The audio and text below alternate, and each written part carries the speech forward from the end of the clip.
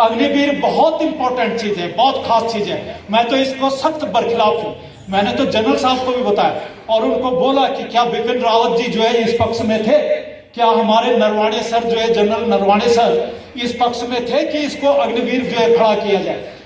जय हिंद दोस्तों, मेरे चैनल डिफेंस डिस्कशन में आप सभी का स्वागत है। दोस्तों, अग्निवीर को लेकर मैं अक्सर आपके साथ बात करता आया हूं। भारत सरकार का कहना है कि अग्निवीर स्कीम दुनिया की सबसे बेस्ट स्कीम है, लेकिन मुझे लगता है कि फिलहाल ये ट्रायल बेसिस पे हैं और ये सफल होती है या असफल, इसके लिए हमें थोड़ा सा इंतज़ार करना होगा।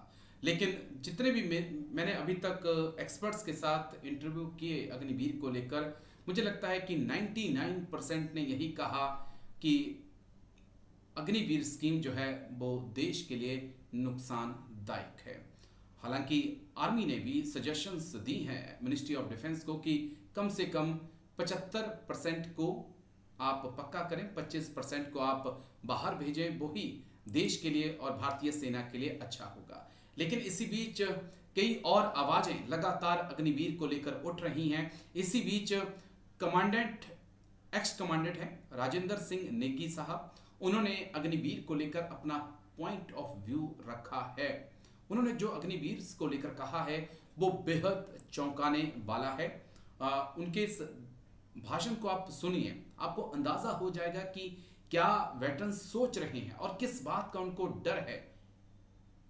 ये बात अग्निवीर के जवानों के, किसानों के, बेटों के फ्यूचर्स की भी है, लेकिन ये बात देश के फ्यूचर की भी है। इसलिए जितने एक्स सर्विसमैन हैं, वेटरन्स हैं, वो इस स्कीम को लेकर चिंतित हैं।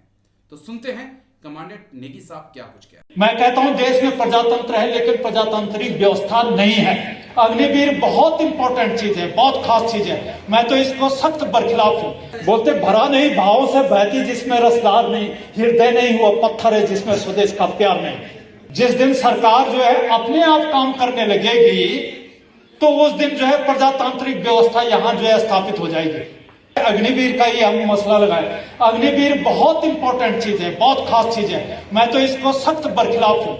मैंने तो जनरल साहब को भी बताया और उनको बोला कि क्या बिपिन रावत जी जो है इस पक्ष में थे, क्या हमारे नरवाणे सर जो है जनरल नरवाणे सर इस पक्ष में थे कि इसको अग्निवीर जो है खड़ा किया जाए। क्यों किया जाए? 4 साल में उनको कोई बेनिफिट नहीं मिलेगा और जब उनका शादी का समय आएगा तो वो उधर से फोर्स से लौट करके आ रहे होंगे।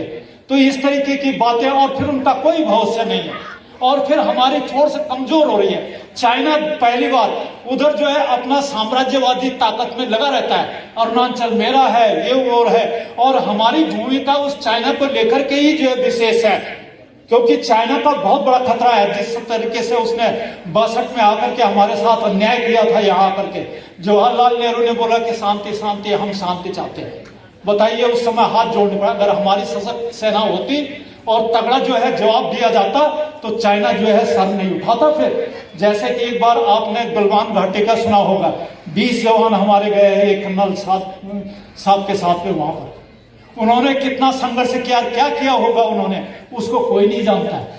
भाई हमारे लोग वहां संघर्ष कर रहे हैं, हमारा फौजी संघर्ष कर रहा है, हमारे सुरक्षा बल के लोग संघर्ष, इसलिए तो हमारे ये जो देश जो है सुरक्षित है, हम सुरक्षित है, राष्ट्र सुरक्षित है, तो सब सुरक्षित है। सब लगाव होना चाहिए, प्रेम का इजहार होना चाहिए। किसी ने ठीक बोला है, बोलते भरा नहीं भावों से बहती जिसमें रसदार नहीं, हृदय नहीं हुआ पत्थर है जिसमें स्वदेश का प्यार नहीं। ये भावना आपके अंदर और हमारे अंदर, सबके अंदर होनी चाहिए। हमें संगठन की अहमियत का कोई पता ही नहीं, तो क्यों हम ऐसा करते हैं? मुझे तो काफी खुशी है आज कमांडेंट डोडियाल सर हमारे बीच में है। वो बहुत दिनों से जो है उजल हो गए थे, तो मैं बोल रहा था ये हमारी बेचैनी थी कि किस तरीके से हमारे सीनियर जो है आएंगे, और मैडम भी आई है साथ में, और मैडम का भी बहुत बहुत दिल से आभार और आपका स्वागत। बात किया है तकरीबन जो है आधा पौन घंटा ऐसे बात करने में लग गया कि भाई एसोसिएशन हमने कोर्ट केस कर रखा है, आप जो है कोर्ट केस पर फोकस कीजिए। इधर उधर मुझे लगता है कि कम जैसे किसी के बारे में बात करना, या किसी जनरल साहब के बारे में, या पीसी नायर साहब, मुझे पीसी नायर साहब खराब आदमी नहीं लगा। मैं तो अपने दिल से बोलता हूं, मैं तो मिला हूं, मुझे तो अच्छा इंसान लगा। और कोशिश हर कोई, लेकिन आप ब्यूरोक्रेसी के साथ में अगर कंपीट करेंगे तो ये हमारा जो भाई वो क्या करना चाहते हैं, उनकी क्या सोच है, सरकार उन पर चलती है। जिस दिन सरकार जो है अपने आप काम करने लगेगी तो उस दिन जो है प्रजातांत्रिक व्यवस्था यहां जो है स्थापित हो जाएगी। मैं कहता हूं देश में प्रजातंत्र है लेकिन प्रजातांत्रिक व्यवस्था नहीं है। क्यों नहीं है? कि जिनको हम वहां चुन करके भेजते हैं वो अपनी मनमर्जी, जो कानून जो उनको लगेगा वो ठीक लगेगा उसको करते हैं, वो आपकी और हमारी नहीं सुनते हैं। तो मेरा कहने का मतलब है कि कम से कम जनता 140 करोड़ की जनता है, इनका दिमाग है, इन सबको मिलाकर के अगर आप चलेंगे तो सरकार तो जो है पता नहीं आज दिन तक हम जो है विकसित भारत नहीं होने का कारण ही यही है कि सब वोट बैंक में केंद्रित है।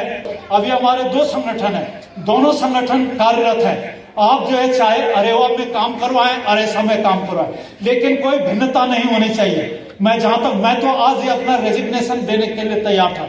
मैंने बोला भाई मैं ये पैटर्न शैटर्न नहीं रह सकता, मैं क्यों बेकार में बीच में फंसा रहा हूं। मैं तो मुझे बुरा लगता है, लेकिन आप लोगों को जब तक आप संगठित नहीं होंगे, अपना प्यार नहीं देंगे तो कैसे हम काम करेंगे। और तिवारी साहब इतना अच्छा एक्सीलेंट काम कर रहा है, एक एक लोगों को ढूंढने के लिए जो है वहां जगह जगह जाते हैं और उन लोगों को बताते हैं। कोई कोई तो रोता है कि भाई मेरे असम राइफल के लोग मुझे मदद करने के लिए और मेरी पूछताछ करने के लिए आ रखे हैं। तो हम दूसरे को, एक दूसरे की हमारी मदद करनी चाहिए, हमें बढ़ चढ़ करके उसमें हिस्सा लेना चाहिए। हम पता नहीं क्यों पीछे रहते हैं, क्यों अपनी आत्मा, हम क्या करेंगे यहां से जाने के बाद जो है आपको दोबारा परलोक से वापस नहीं आएंगे।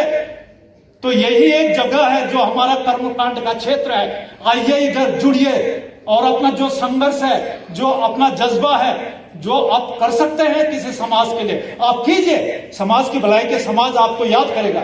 जाने के बाद सब लोग जाने के बाद जो है जरूर आपको याद करेंगे कि फलाना आदमी ऐसा था।